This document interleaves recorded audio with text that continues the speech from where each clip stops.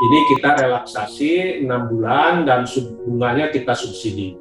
Lalu pajaknya pun kita subsidi. Ya, jadi mereka 0% lah. Sekarang tidak harus bayar pajak. Kalau mereka juga membutuhkan pembiayaan baru, kita juga sediakan ya 78 triliunan kita alokasikan sampai 80 sampai 100 triliun yang kita alokasikan untuk pembiayaan baru bagi UMKM lewat pembiayaan formal.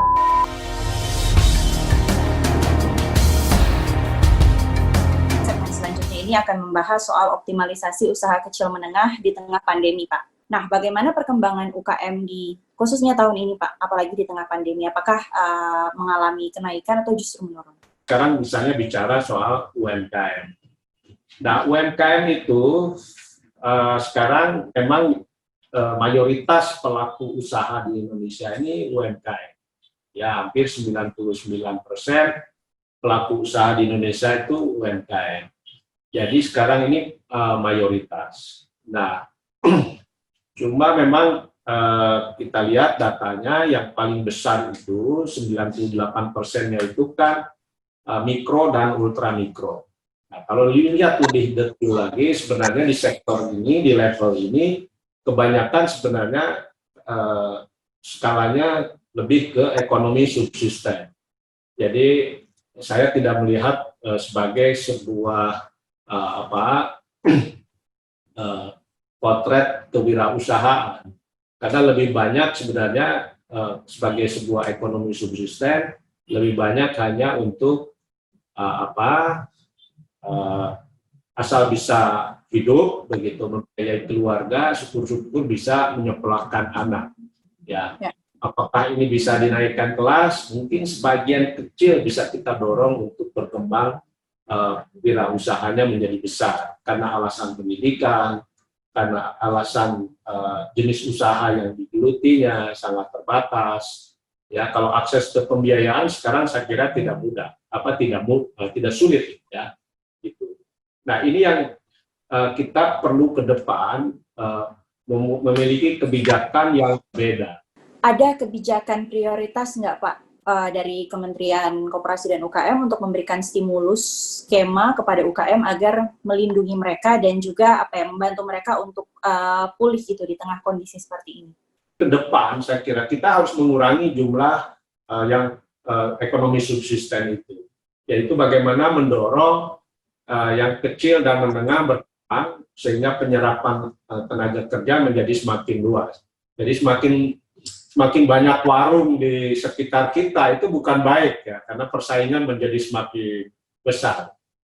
Seharusnya mereka lebih banyak diserap di sektor formal, sehingga jumlah warung misalnya di sekitar kita itu harusnya kita bisa kurangi. Nah, jadi jangan berpikir semakin banyak UMKM apalagi di ultramikro itu satu struktur ekonomi yang bagus. Kalau menurut saya nggak begitu. Ya, karena banyakkan orang bikin warung, bikin lapak karena tidak bisa bekerja di sektor formal. Ya, karena nasib dan nasab lah akhirnya orang buka lapak sendiri. Nah, ini yang kita mesti beresin. Nah, pemerintah sudah membuat kebijakan pemulihan ekonomi nasional, khususnya untuk UMKM sudah ada alokasi sekitar 124 triliun. Ya. Nah, diantaranya adalah untuk meringankan masalah pembiayaan UMKM, masalah cash flow UMKM. Banyak UMKM yang sekarang tidak sanggup lagi membayar cicilan mereka ke lembaga pembiayaan yang memberi kredit kepada mereka. Ini kita relaksasi 6 bulan dan bunganya kita subsidi. Lalu pajaknya pun kita subsidi.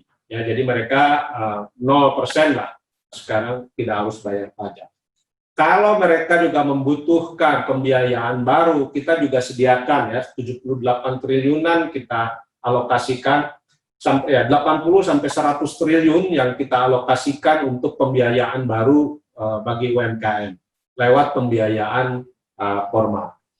Nah, jadi saya kira sekarang silahkan saja para pelaku UMKM mengajukan penghapusan pajak, mengajukan restrukturisasi ya supaya cicilannya ditunda selama 6 bulan, lalu juga bisa mengajukan top up atau pembiayaan baru dengan bunga yang sangat rendah dan langsung juga dengan grace period 6 bulan.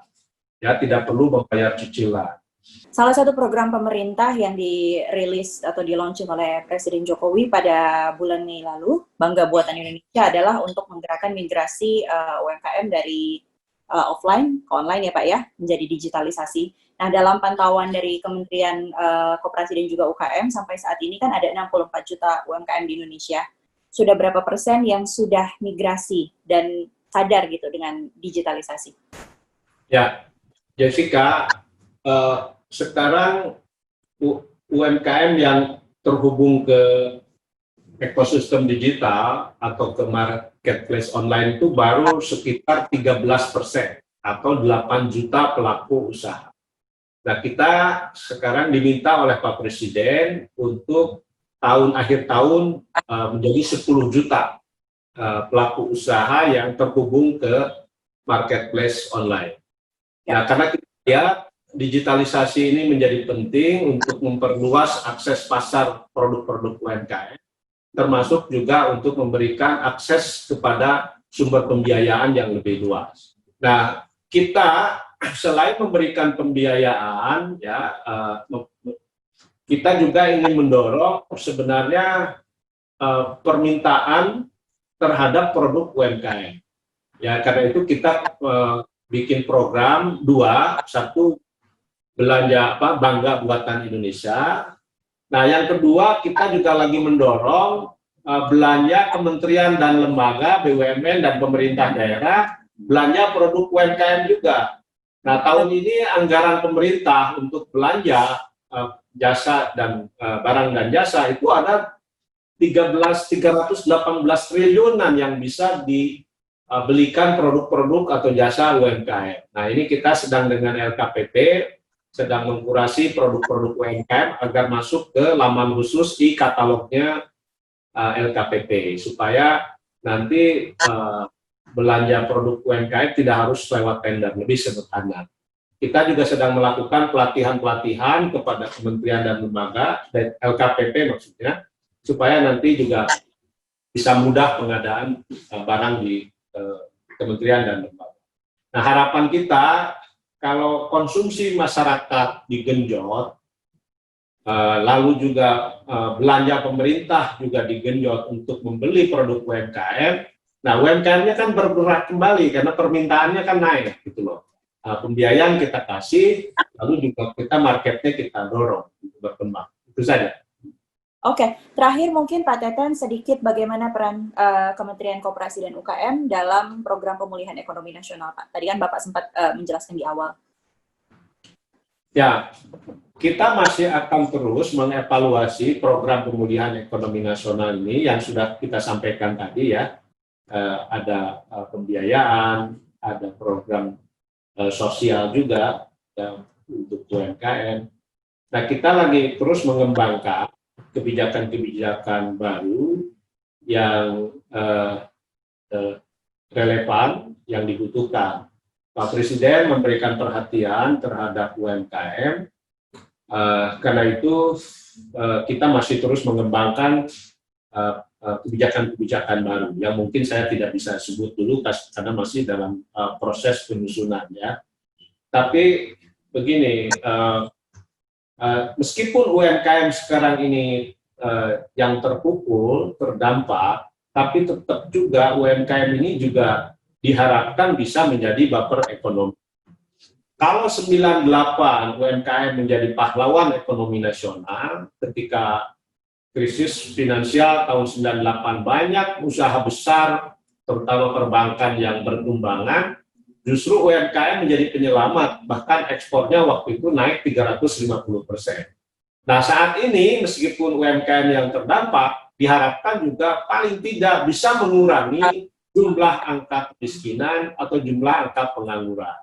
Nah, karena itu UMKM sekarang kita support betul dari pemerintah supaya UMKM ini bisa mendinamisasi ekonomi yang sedang lesu. Kira-kira begitu. Oke, baik, terima kasih banyak Pak Teten atas waktunya sudah bersedia untuk diwawancara dalam program Babi One on One.